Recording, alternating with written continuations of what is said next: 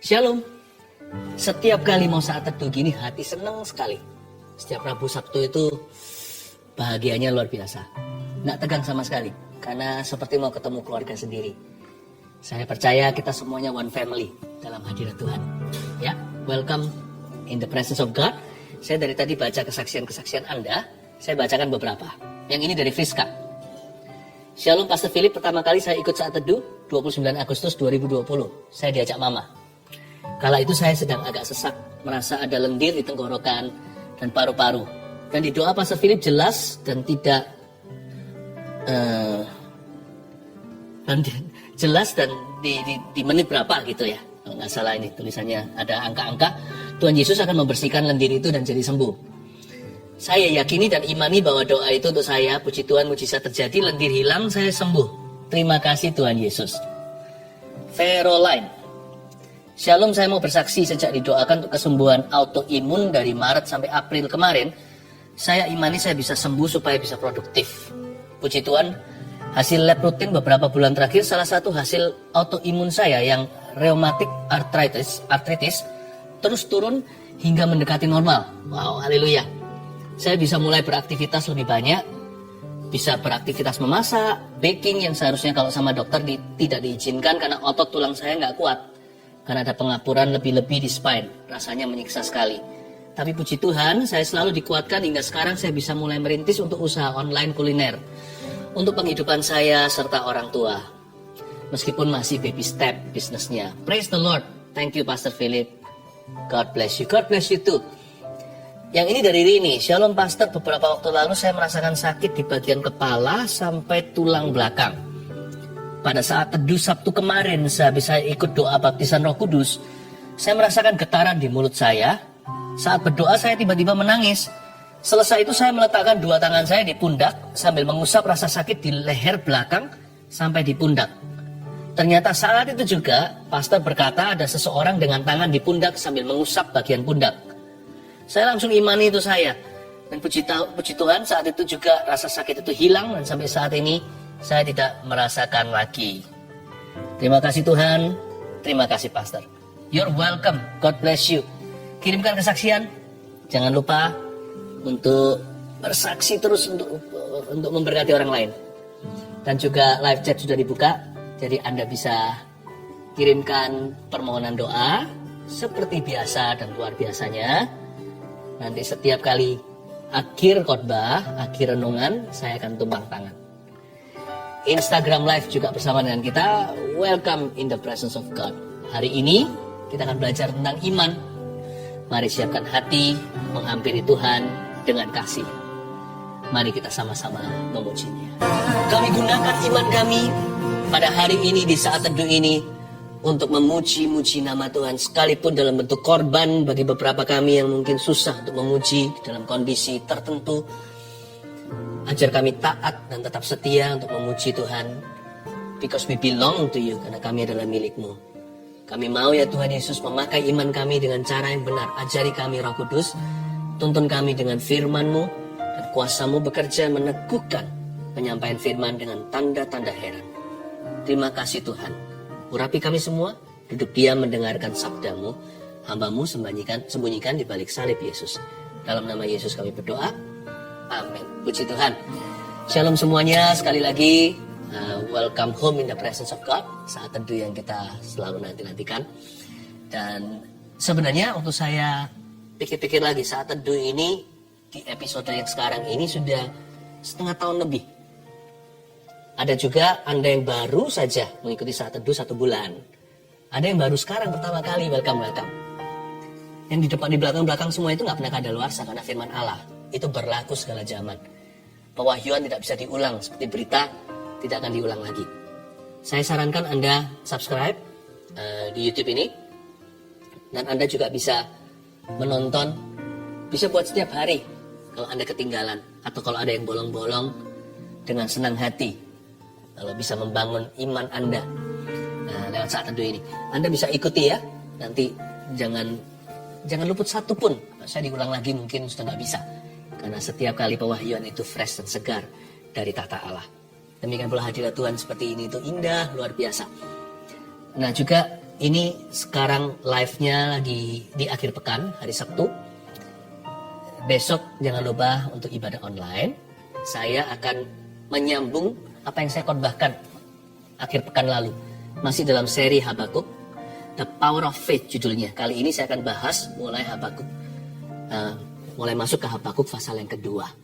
Di sana saya akan ajari iman kita itu bersandar pada apa. Jadi iman itu bukan iman-imanan. Iman itu ada fondasinya. Dan fondasinya itu kuat. Itu nggak bisa goyah dengan keadaan. Nah itu saya akan sampaikan. Termasuk di dalamnya nanti dalam khotbah ini saya akan jelaskan 2 tipe orang yang salah gunakan iman. Jadi ada hubungan dengan sharing saya di saat teduh sekarang ini. Langsung saja di saat teduh ini kita buka sama-sama di Markus pasal 5 ayat 1-10. Guna iman judulnya. Ambil catatan. Live chat juga sudah buka, jadi kirimkan permohonan doa. Tapi jangan lupa untuk tetap konsentrasi fokus untuk dengarkan firman. Permohonan doa dimasukkan, tim kami sudah sekarang standby. Nanti saya akan tumpang tangan di tablet ini di akhir renungan. Guna iman judulnya. Yes. Markus 5 ayat 1-10 saya baca semua dulu. Perikopnya Yesus mengusir roh jahat dari orang Gerasa. Lalu sampailah mereka di seberang danau di daerah orang Gerasa. Baru saja Yesus turun dari perahu. Datanglah seorang yang kerasukan roh jahat dari pekuburan menemui dia. Orang itu diam di sana dan tidak ada seorang pun lagi yang sanggup mengikatnya, sekalipun dengan rantai. Karena sudah sering ia dibelenggu dan dirantai, tetapi rantainya diputuskannya. Dan belenggunya dimusnahkannya, sehingga tidak ada seorang pun yang cukup kuat untuk menjinakkannya. Siang malam ia berkeliaran di pekuburan dan di bukit-bukit sambil berteriak-teriak dan memukuli dirinya dengan batu. Ketika ia melihat Yesus dari jauh, berlarilah ia mendapatkannya lalu sujud menyembahnya. Dan dengan keras ia berteriak, "Apa urusanmu dengan aku, hai Yesus anak Allah yang Maha Tinggi? Demi Allah jangan siksa aku." Karena sebelumnya Yesus mengatakan kepadanya, "Hai engkau roh jahat, keluarlah dari orang ini." Kemudian ia bertanya kepada orang itu, "Siapa namamu?" Jawabnya, "Namaku Legion, karena kami banyak." Ia memohon dengan sangat supaya Yesus jangan mengusir roh-roh itu keluar dari daerah itu. Ini adalah cerita yang sudah klasik di dalam Injil. Yesus mengusir roh jahat ke dalam babi-babi. Dulu sekali di saat teduh yang lalu-lalu saya pernah sampaikan, tapi bukan di ayat-ayat awal, tapi di ayat-ayat akhirnya. Hari ini saya mau khusus konsentrasi fokus ajari Anda, ajarkan kepada kita semuanya guna iman apa. Lihat ayat 1. Lalu sampailah mereka di seberang danau di daerah orang Gerasa. Daerah orang Gerasa adalah wilayah non-Yahudi. Makanya mereka pelihara babi. Sedangkan hewan itu diharamkan di Israel. Jadi ini adalah daerah Dekapolis. Tempat orang-orang asing di situ. Orang-orang yang tidak beriman sama Tuhan, yang penyembahan berhala atau ateis sama sekali.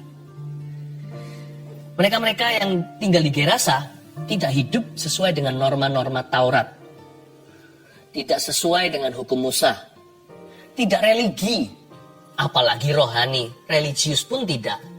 Bagaimana tahu kerohanian? Orang yang sekedar agamawi itu bukan rohani. Dia hanya tampak luar, malah justru menganiaya orang lain yang tidak seperti dirinya. Ya. Ini tempat-tempat yang sangat-sangat anti agama, religion. Jauh dari kerohanian. Kerohanian sudah pasti tidak ada di daerah itu. Jadi ini daerah yang sangat gelap. Saya bisa bayangkan tempat itu pasti banyak angker, banyak hantu. Tempat itu banyak dosa. Daerah orang Gerasa. Tulis baik-baik. Saya kasih poin-poin sederhana untuk Anda ingat dalam catatan yang saya sampaikan hari ini. Guna iman itu apa? Nomor 1, garis bawahi dulu di daerah orang Gerasa. Iman itu berguna di lingkungan yang tidak beriman. Itu dia. Jangan pernah mengeluh begini, kenapa sih aku dilahirkan di keluarga ini? Aku satu-satunya yang Kristen, atau aku satu-satunya yang sungguh-sungguh. Papa mamaku penyembah berhala. Saudara-saudaraku percaya enggak. Ya kan? Masih melakukan praktek-praktek yang mendukakan hati Tuhan yang jelas-jelas dilarang. Kenapa Tuhan? Kenapa? Lalu kita menangisi nasib kita, meratapi diri sendiri dan mengasihani diri. Dan kita berkata, why me? Why me? Ya karena itulah Anda jadi orang beriman.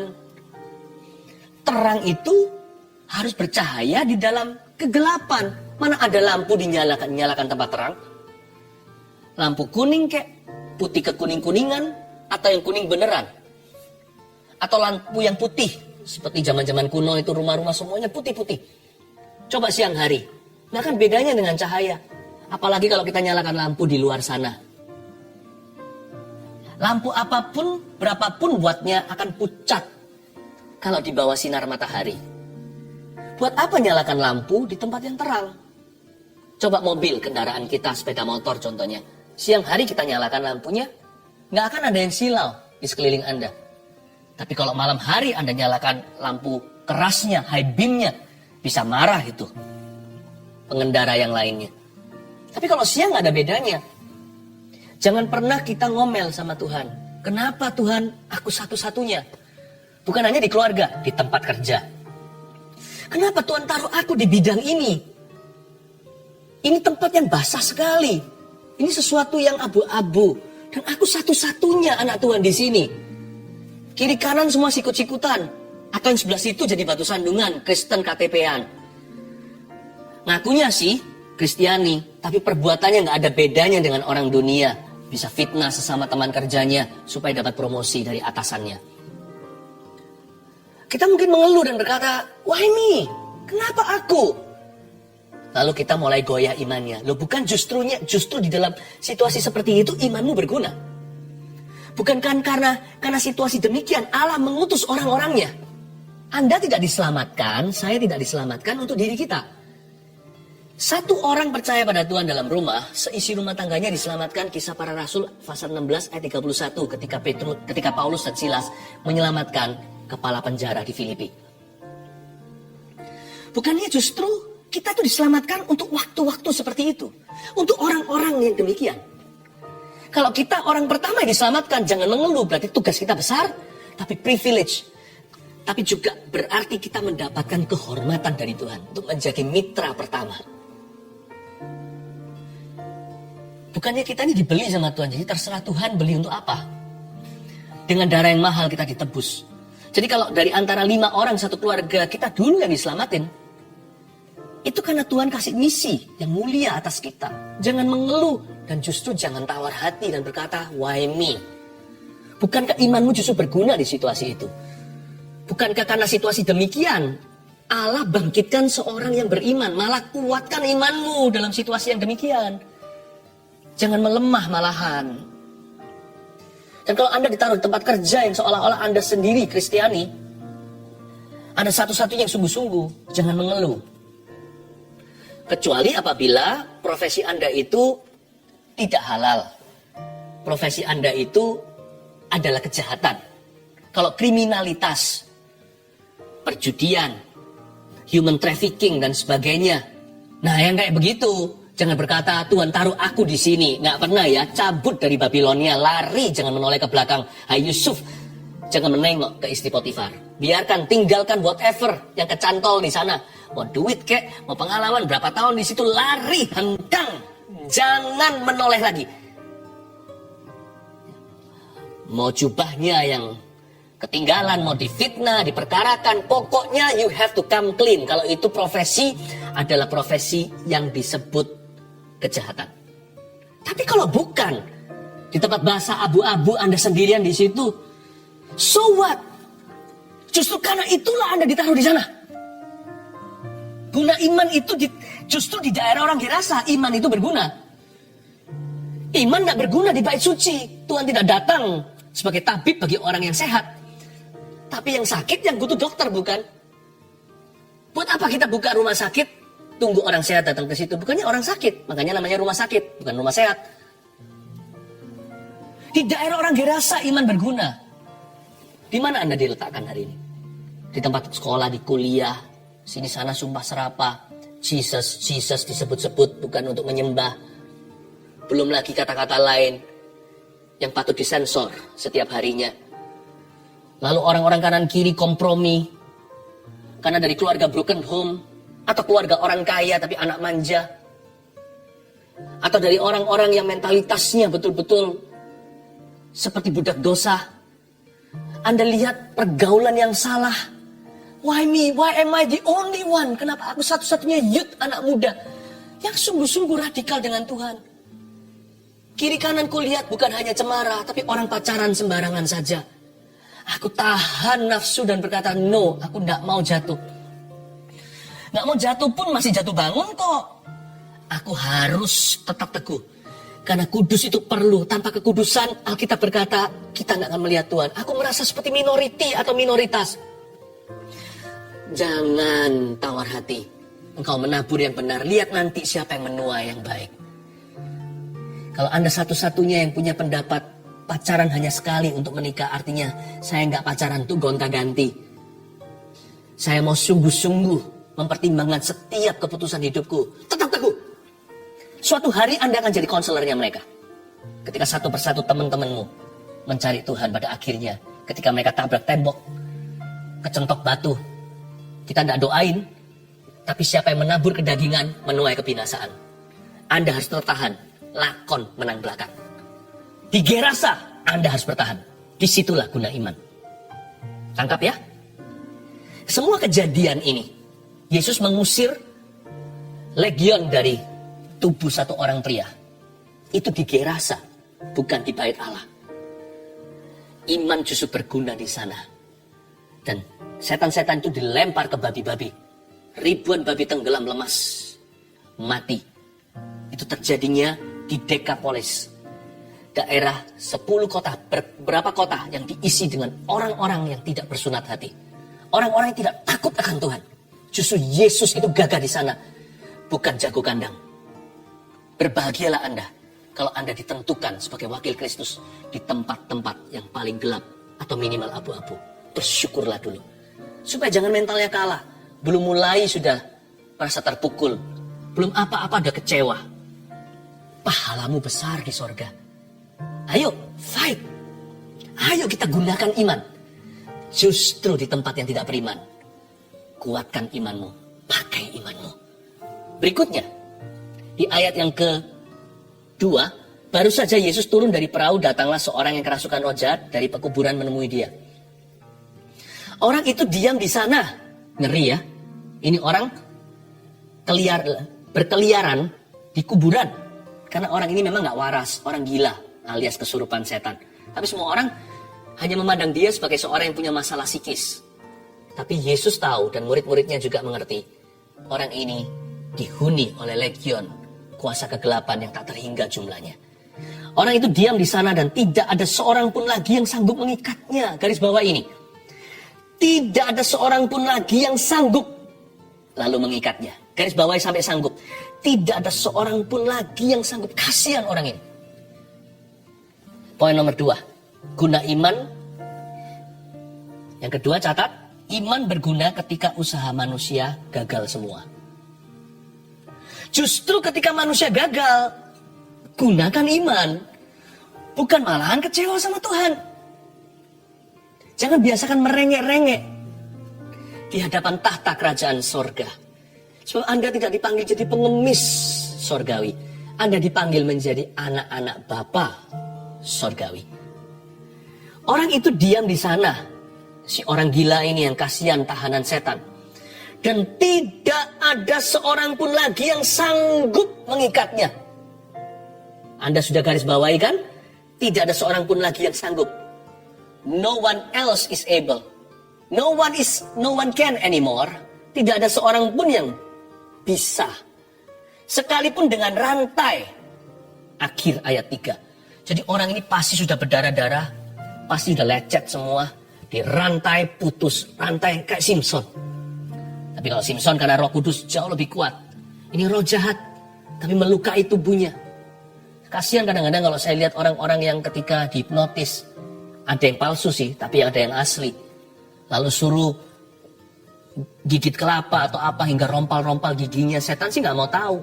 Setelah pakai, setelah manis sepah dibuang. Dia jadi kuat sementara, tapi tubuh orang itu tersiksa. Setelah itu rontok giginya. Karena itu jangan mau sembarang dimasukin roh jahat. Tapi inti daripada pengajaran hari ini bukan soal kuasa kegelapan, tapi soal kehidupan. Tidak ada seorang pun lagi yang sanggup. Dirantai pun nggak bisa. Semua orang udah mencoba. Pak RT, Pak RW, Pak Camat pun turun tangan. Itu orang-orang kampung semua, Dekapolis berapa kota, coba rantai dia yang terkuat-terkuat, pemuda-pemuda yang duduk-duduk biasanya di gazebo, duduk-duduk di balai kota. Mereka semua pada datang, rantai dia keroyok 30, 40, 50 orang. Bisa sih, agak jinak sebentar. Dirantai, putus lagi, keliaran lagi. Semua orang udah mencoba. Semua dokter sudah pergi. Semua psikiater sudah coba. Bahkan beberapa orang dengan iman yang bimbang, ragu-ragu, iman yang eksperimentasi, doain dia juga nggak sembuh. Aduh Tuhan, aku ini sudah mencoba ke kanan kiri. Ini bukan masalah soal orang gila atau orang kesurupan, tapi mungkin sebuah problema dalam hidupmu. Anda sudah coba dari Sabang sampai Merauke, timur ke barat, utara, selatan, semua sudah dieksplorasi. Nggak ada solusi. Pergi ke, kalau itu penyakit, Anda sudah ke semua tabib, ke semua ke dokter. Sudah suruh minum ini, herbal, yang kimia, yang formal, yang alternatif, semua sudah dicoba. Percuma, tiada guna. Atau pekerjaan juga Anda sudah berusaha buka bidang baru, gagal lagi. Buka lagi yang baru, gagal lagi. Gagalnya sama, meskipun usahanya gonta-ganti. Kok rasanya kemanapun aku pergi, kesialan menanti. Aku selalu dihajar dengan nasib buruk. Aku berusaha mencoba minta tolong dengan semua orang, dipinjemin uang, kembali hilang. Dipinjamin lebih, gak bisa kembali. Aduh Tuhan, jalan buntu. Semua usaha manusia sudah dilakukan. Saya gak bicara tentang kesurupan setan. Saya bukan bicara tentang orang gila. Tapi konteksnya luas, yaitu kehidupan. Pernahkah Anda berada di dalam situasi putus asa, tak berdaya? Aku sudah berusaha, orang lain sudah berusaha, semua yang peduli dengan hidupku sudah berusaha pula. Semua usaha manusia sudah dilakukan, segala jalan sudah ditempuh, semua solusi sudah dicoba. Percuma, pernah berkata gini nggak? Percuma deh aku beriman. Kemungkinan bukan percuma ya, kemungkinan besar adalah salah gunakan iman. Karena iman itu justru berguna ketika usaha manusia itu gagal semua.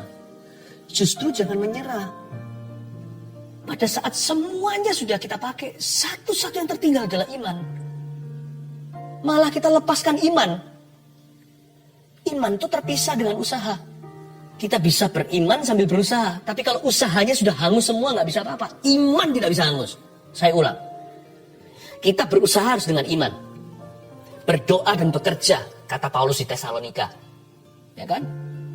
Saya aja kalau mau minum vitamin, atau obat dan sebagainya, saya percaya. Saya percaya Tuhan juga punya anak-anak Tuhan. Tuhan juga punya anak-anak di dunia medis. Saya berdoa, Tuhan Yesus, kau pakai ini. Saya bahkan percaya kalau Anda disembuhkan, Anda harus kembali ke dokter untuk dicek. Kalau Tuhan sembuhkan, selalu bisa lewat dengan ujian medis. Pasti terbukti, terverifikasi. Apapun kita lakukan, mau belajar, mau bekerja, sebelum ke kantor, termasuk kalau saya mau menyampaikan firman seperti ini, saya doa dulu. Tadi sebelum mulai dengan kru, dengan tim yang ada di balik layar, kita sembahyang, kita minta pertolongan Tuhan. Kita harus selalu berusaha dengan iman. Iman kita harus ada perbuatan. Namun demikian ada satu titik putus asa dalam hidup setiap orang, di mana usaha sudah tidak ada gunanya. Ingatlah kalau usaha manusia hangus, imanmu tidak hangus. Sebab iman itu kekal. Benihnya firman. Iman timbul dari pendengaran. Gak main-main loh. Pendengaran firman Kristus. This cannot be cancelled. Justru waktu usaha kita seolah-olah percuma. Dengarkan. Berimanlah. Tetaplah beriman. Dan berimanlah tetap. Berimanlah dan tetaplah beriman. Semoga Anda menangkap ayat yang keempat. Karena sudah sering ia dibelenggu dan dirantai, tetapi rantainya diputuskannya dan belenggunya dimusnahkannya. Sehingga, poin ketiga, tidak ada seorang pun yang cukup kuat untuk menjinakkannya. Garis bawahi, tidak ada seorang pun yang cukup kuat. Lalu untuk menjinakkannya, garis bawahi yang ini, tidak ada seorang pun yang cukup kuat. No one strong enough. Tidak ada seorang pun yang cukup kuat. 3, iman berguna di dalam kelemahan kita. Justru ketika kita lemah itulah berimanlah. Jangan malahan waktu kita lemah, waktu kita tak berdaya, kita mengizinkan perasaan kita mendikte iman kita. Tuhan, aku nggak kuat lagi menahan semuanya ini. Justru pada saat itulah alarmnya berbunyi. Waktu seseorang berseru dalam hatinya, ada kata-kata begini, aku udah tidak kuat lagi. Nah, disitulah faith kicks in. Iman baru menendang. Iman baru menjadi pegangan. Iman itu berguna di dalam kelemahan kita. Pernah merasa lemah? Merasa tak berdaya? Merasa tidak kuat lagi? Rasanya aku mau give up. Justru ya, kita harus bisa menerjemahkan waktu kita mau menyerah. Itulah saatnya jangan menyerah. Kita sudah dekat dengan mujizat kita. Atau dekat dengan pertolongan Tuhan. Paling tidak dekat dengan pengenalan Tuhan berikutnya dalam kehidupan kita. Feeling kita itu bisa menipu. Waktu kita berkata, I cannot go any further. Tidak bisa than this. Tidak bisa lagi lebih lanjut dari ini. Justru waktu itulah melangkahlah dengan iman. Karena iman itu justru bersinar terang ketika tidak ada seorang pun yang cukup kuat. Waktu semua orang lemah, kuasanya menjadi sempurna. Saya review kembali. Guna iman itu apa? Iman berguna nomor 1 di lingkungan yang tidak beriman. 2, iman berguna ketika usaha manusia gagal semua. 3, iman berguna di dalam kelemahan kita. Baca ayat yang ke-9, interesting, dan ayat 10 untuk saya tutup. Kemudian Yesus bertanya kepada orang ini, siapa namamu? Jawabnya, namaku Legion. Tentunya bukan nama orang itu, nama setan di dalamnya. Mereka menyebut dirinya Legion. Legion adalah batalion tentara Roma yang terdiri dari 6.000 prajurit atau tentara. Jadi di dalam tubuh orang ini ada 6.000 roh-roh jahat. Ada 6.000 penghulu-penghulu dunia gelap.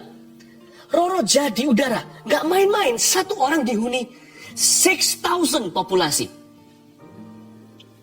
Makanya orang ini jadi begitu gila, begitu kuat, tapi gak bisa mati karena Tuhan masih punya perkara dalam dirinya.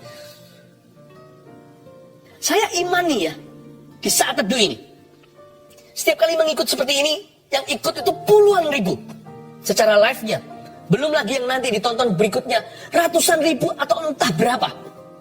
Tapi just today, hari ini aja saya imani bersama dengan Anda. 6,000 demons we will cast out.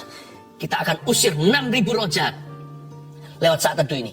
Dari semua pemirsa-pemirsanya yang mengalami belenggu, mengalami kutuk, mengalami sakit penyakit, dan mengalami kekerasan hati. Mari imani bersama dengan saya. Bersama Yesus bisa.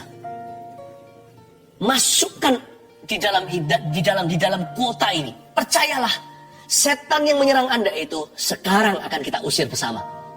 Masukkan angka jumlah Anda di dalamnya. Bukan aku adalah salah satu 6.000. Anda bukan setan, saudaraku. Tapi setan yang mengganggu aku itu masukkan. Pastor Philip, kita sama-sama beriman. Ayo bersama-sama secara korporat. Setan yang selama ini menghalangi dan menyerang hidupku itu akan kumasukkan dalam golongan yang terusir malam hari ini. Amin. Tapi jangan lemparkan tanggung jawabmu. Kalau itu tanggung jawab Anda, itu bukan setan. Tapi memang ada yang kuasa gelap. Dan itu akan kita usir hari ini. Tonight, malam ini.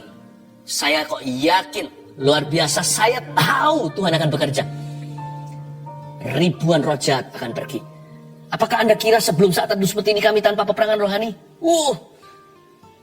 Tidak selalu dalam peperangan rohani yang kami alami itu tidak selalu fisik ya. Tapi saya tahu kita dalam peperangan.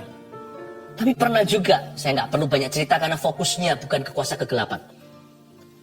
Pernah sebelum saat teduh, saya nggak beritahu yang mana. Saya mengalami peperangan rohani. di dalam doa saya. Dan itu nyata. Atau waktu saya tidur, saya mengalami gangguan yang nyata. Dan itu bukan manusia. Dan saya tahu itu bukan karena saya, itu karena Anda. Karena kami ini imam-imam, bukan? Tonight, roh-roh jahat yang selama ini menjadi penghalangmu untuk beriman pada Tuhan. Hari ini juga kita usir ke mulut-mulut babi dalam nama Tuhan Yesus. Terakhir, ayat 10, ia memohon dengan sangat. Legionnya memohon dengan sangat. Supaya Yesus jangan mengusir roh-roh itu keluar dari daerah itu. Tanggung jawab kita, peran kita cuma ini. Sederhana kan? Setan aja berdoa kalau dia ketakutan. Bayangkan, ini legion dikatakan legion itu memohon dengan sangat. Bukankah itu syafaat? Supaya Yesus jangan mengusir roh-roh itu keluar dari daerah itu. Setan aja pakai jalur doa. Meskipun beda sama kita ya. Jangan pernah jadikan satu teori setan itu berdoa sama Yesus. Enggak, dia memohon dengan sangat. Setan tahu memohon dengan Tuhan ketika dia putus asa. Kok kita ini loh warga negara kerajaan sorga. Kok kita ini loh anak-anak Tuhan yang sah. Kok tidak pakai jalur permohonan ketika kita dihimpit masalah. Ketika kita berada dalam satu keadaan putus asa. Setan aja tahu menghampiri tata Allah, memohon belas kasihan. Padahal dia musuh Tuhan. Yesus tidak mati bagi malaikat. Yesus mati bagi umat manusia, bagi Anda dan saya, bagi engkau dan aku. Tugas peran Anda hanyalah berdoa ketika Anda tidak berdaya. Ketika Anda putus asa, sembahyang pada Tuhan Yesus, bukan pada sembarangan. Tugas Anda adalah memohon, meminta, mencari, mengetok. Pintu akan dibukakan. Setan aja Tuhan tidak usir keluar dari daerah itu, dilempar ke babi. Asa anak-anaknya untuk kita dia mati. Tuhan akan pelit sama you and me. Tidak, bukan? Tuhan sayang dengan Anda. Peran Anda dan saya hanyalah berdoa. Semua doa di dalam Roh Kudus. Aku tanggung kuasa dalam di dalam nama Yesus yang membelenggu orang-orang yang menipu roh jahat. Legion kau dengarkan. Di dalam nama Yesus Kristus keluar dari tahanan ini. Keluar dari tawanan-tawanan, melepaskan mereka di dalam nama Yesus. Iblis, lepaskan mereka dalam nama Yesus Kristus. Bawa pergi sekalian dengan penyakit dan kutuk-kutuk yang telah kau bawa dalam kehidupan mereka. Cabut semuanya, angkat bersih, tidak tersisa. Dalam nama Yesus Kristus. Legion dengar di dalam nama Yesus. Legion dengar dan membelenggu mereka dengan pikiran-pikiran syarab, pikiran-pikiran porno, dan membelenggu dengan kebiasaan-kebiasaan buruk. Semua roh kebencian, roh kepahitan aku tanggung di dalam nama Yesus Kristus.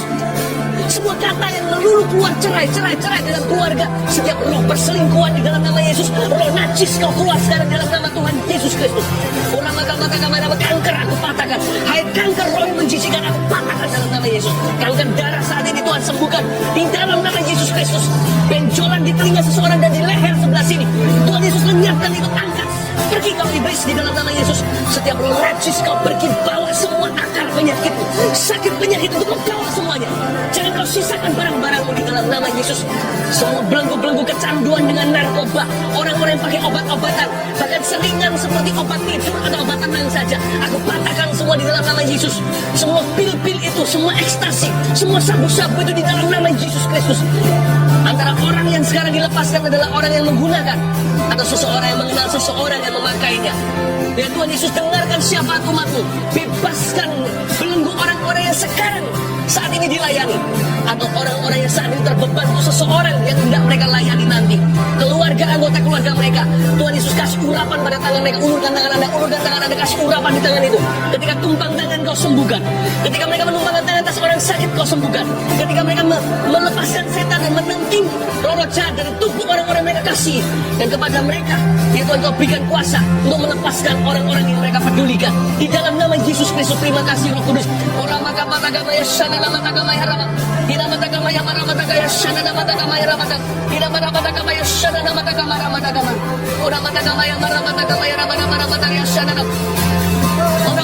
Setiap roh superstisi, setiap penyembahan berhala, setiap dedikasi kepada ilah-ilah di dalam nama Yesus, aku patahkan semua. Terima kasih ya Tuhan, terpujilah nama-Mu. Terima kasih Tuhan. Letakkan tangan. Roh Kudus suruh saya tanya lagi. Tiba-tiba saya diingatkan. Dulu saya pernah berkata ada satu orang yang suka menggores-gores lengannya. Tangannya suka digores-gores dengan penggaris terbuat dari metal. Orang itu dengar dan orang itu tidak mau mengakui.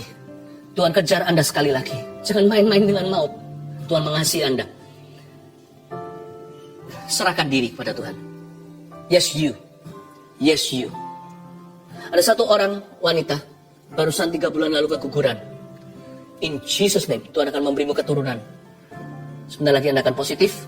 Ketika Anda bergabung bersama dengan suamimu, Tuhan akan mengingatmu. Yesus mengasihi Anda. Tuhan memberikan pada Anda momongan. In the name of Jesus. Terima kasih ya Tuhan.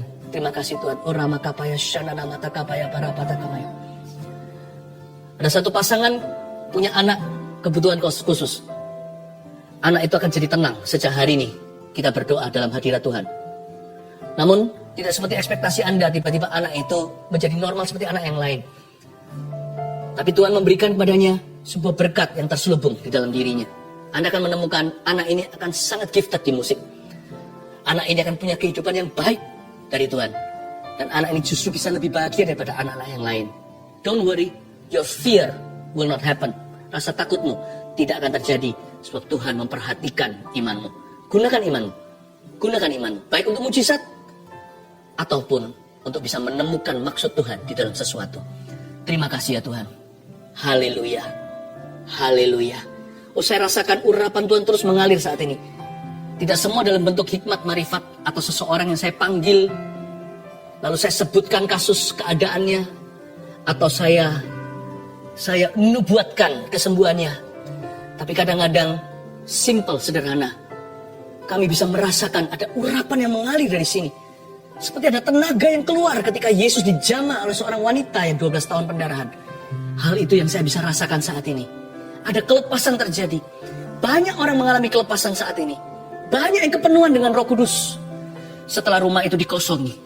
Setelah penghuni lamanya, kuasa kegelapan telah hengkang pergi. Terima kasih Tuhan. Alirkan. Di saatku tak berdaya, kuasa-Mu yang sempurna.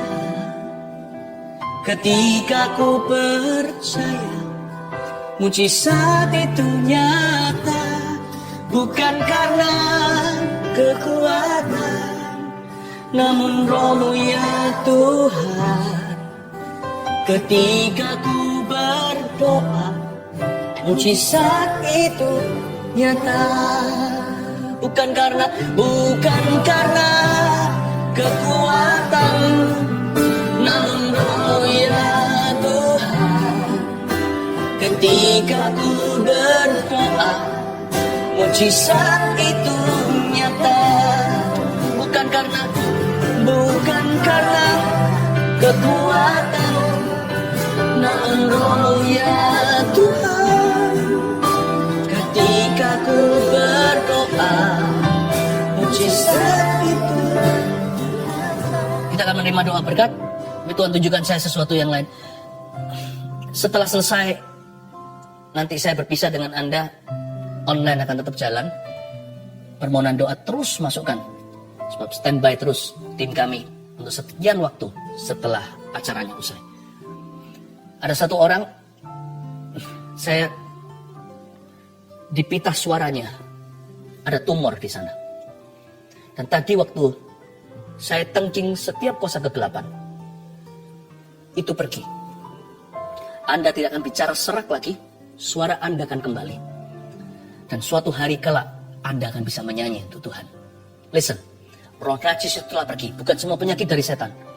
Tapi yang satu ini adalah kutuk yang setan bawa dalam kehidupanmu. Sudah tercabut. Mereka akan mengusir setan demi namaku. Tanda orang percaya diberikan hari ini. Oh haleluya. Saya terus rasakan tenaga. Saya tidak punya tenaga. Roh Kudus yang terus mengalir. Seperti tenaga yang keluar dari tubuh Yesus. Ketika dijamah wanita pendarahan 12 tahun. Alami terus. Setelah nanti kita berpisah, tetaplah kusuk dalam doa jika Anda memerlukan. Tetap di dalam hadirat Tuhan. Sebab hadirat Tuhan tidak dibatasi acara. Angkat kedua tanganmu. Terimalah berkat dari Allah Bapa. Kasih karunia dari Tuhan Yesus.